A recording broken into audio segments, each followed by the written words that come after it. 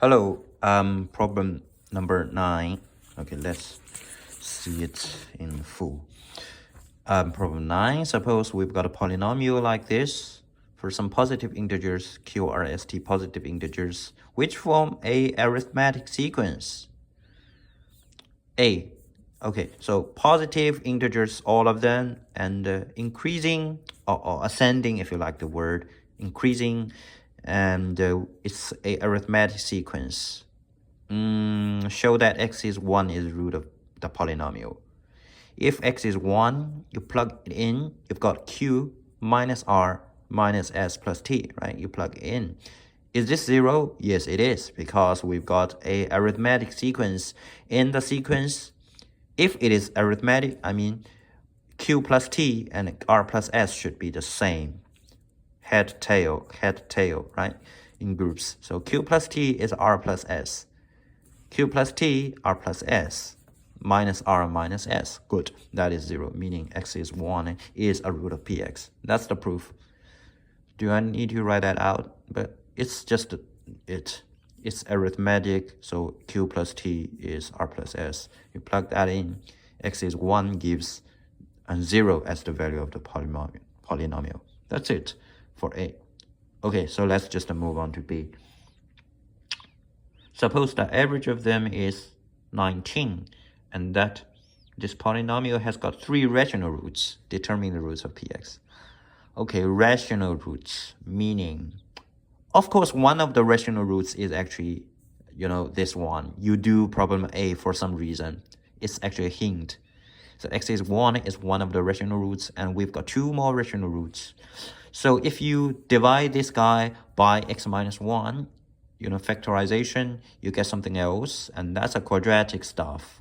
You do something with that quadratic stuff, you get something like the delta, the discriminant thing, the delta. And if there's a rational roots, maybe something within the delta should be a square or something like that.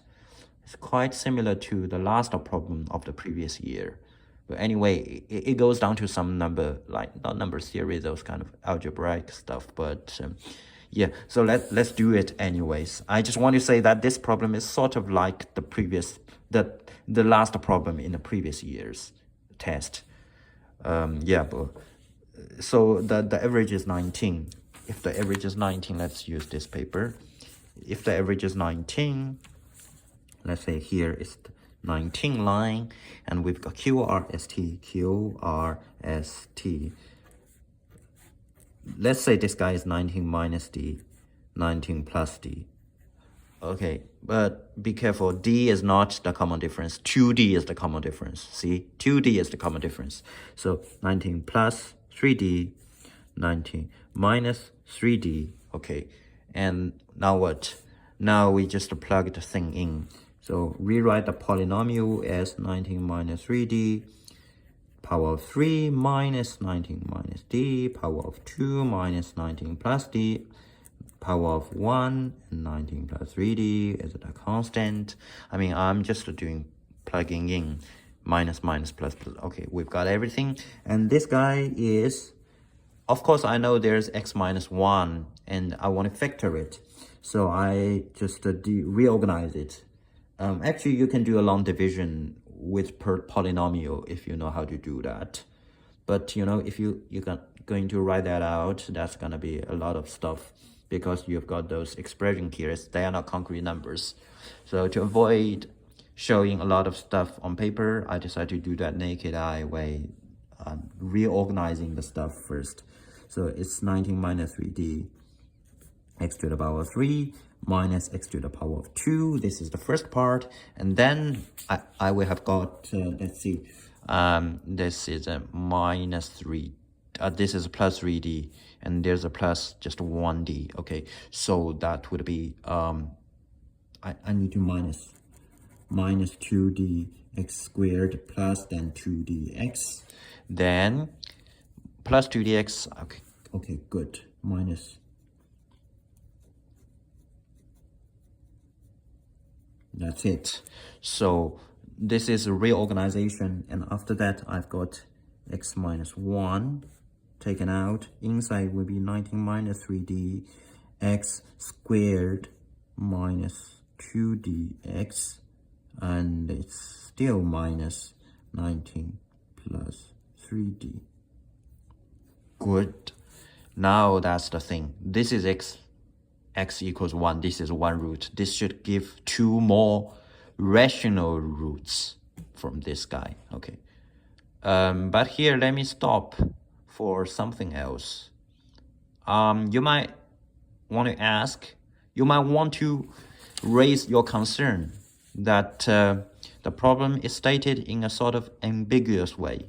See, three rational roots. Can the roots be the same? Can that be 1xx, let's say, or 1, 1, 1 is one of them. It could it be 1, 1x, 1, 1, 1, 1xx? What if these two, the delta here is 0? What if? Is that possible? Is that possible that 1 is a root here, something like that? So to address this concern, let's use some extra space here. Let's say, what if, of course, 1 is a root for here, but what if 1 is a root for here? What would happen? If 1 is a root for here, we would have this.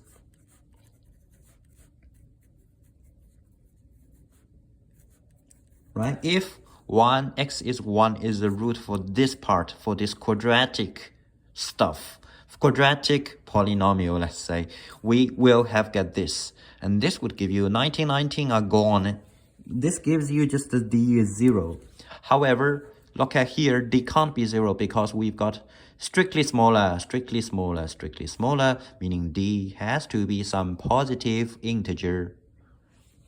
0 is not a positive integer, so this is not possible, meaning you don't have to worry about 1 anymore.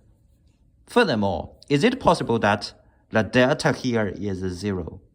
If that is the case, this one would have two repeated roots, whether rational or not. So let's say the delta is 0. What would happen? Let's see. If the delta here is, what's the delta, first of all? Delta is 4d squared plus 4, 19 minus 3d, 19 plus 3d. Okay, this is the delta. If delta is 0, we would have, what's that, d squared plus 361 minus 9d squared is 0, right? And that would be, 4 is gone, and I use that formula to open up the brackets, So that would be 8d squared is 391. This is not real because d has to be, look at here, d has to be a whole number. D is an integer. And here, obviously, no integer would satisfy this, meaning that won't be 0. There's nothing for us to worry about. Delta is not 0. Good.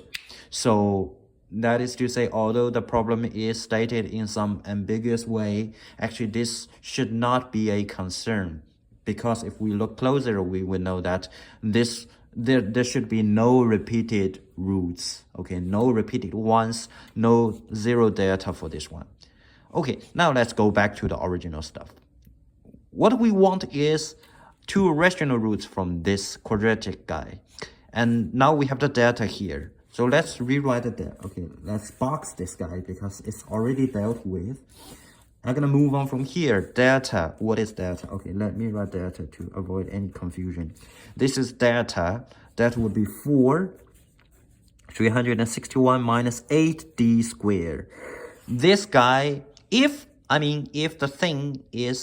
the two roots from here, from the quadratic guy is, both of them are rational, delta has to be a perfect square. Because it's a whole number, so there's no fraction involved.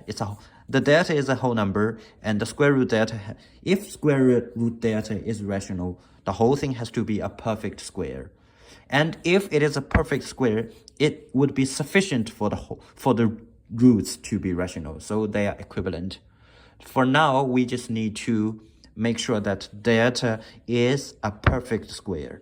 And we've got 4, so 4 is a perfect square itself. We just want the second part to be a perfect square. And that, again, let me emphasize. if this is the perfect, this one being a perfect square would be equivalent to the polynomial have 3 rational roots. So this is all we care about. Okay, this guy would have 2, no, this guy has to be a perfect square. So let's see, back to here. Is perfect square. If this is the case, what should D be? D can be 1. Actually, we just test all of them. Nothing else to do. 2, 3, 4, 5. Is this too much? 36 times 8. It's okay. This is 49. 49 times 8. Oh no, this is too much. So this can't be. So we just consider these guys. Alright? Which one gives a perfect square? This one, this is 8. 1 minus 8 is a 3. The 1's digit is 3. A perfect square never has a 1 digit as a 3. Not possible. How about this one? This is 301. This is 361 minus 8 for 32, which gives a 329. No, this is not perfect square. Gives 72, which is 289. Yes. Good. This is 3, this is a, let's say 6, 8. Okay, this is a 3 again, because this is a 6, right? 6, 8, that is 8. 1 minus 8, that's a 3. This is a 3 on the 1's place, meaning this is not possible. How about this one? This one has got, okay, let's just do it. This is 200 easily, so 161, not okay. Last one, it's again 6, 8, 6, 8, that is 8, 8. So that's 1 digit 3, not okay. Once place 3, this is not okay for sure. So this is the only thing. This is only one that works, which has D as a 3. So D is a 3. Okay, D is a 3. But we still need to go back and solve the equation. So where's the thing? Come on. Okay, here is it. Here it is.